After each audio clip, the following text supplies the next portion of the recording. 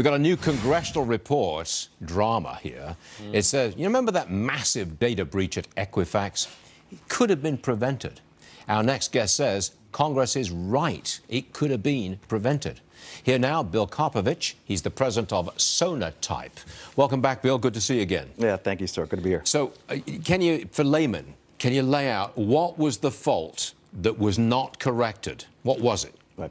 In short, there was a piece of software that was out of date, and they didn't realize it. And that software had a vulnerability in it which allowed the door to be open. And then that resulted in everything that we know happened. Just a simple thing like that? Yes. A small item, dated software in the big mix. That's right. And they got into it. Yes, that's right. Now, these systems are very complicated.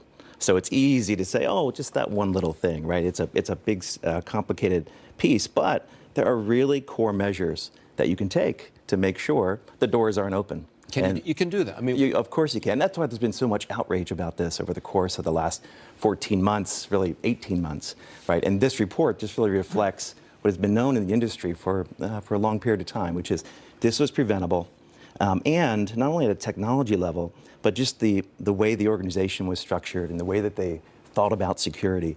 It just wasn't an environment that was going to breed good practices. And the reality is, though, that Equifax isn't alone, right? And over the last 18 months, they've made massive changes because they recognize what needs to happen. They corrected the fault. Oh, but yeah, absolutely. Did they delay in telling the world what had happened because they didn't want the hackers to exploit that same fault in their system with other companies? So their delay in telling the world is explainable and is okay?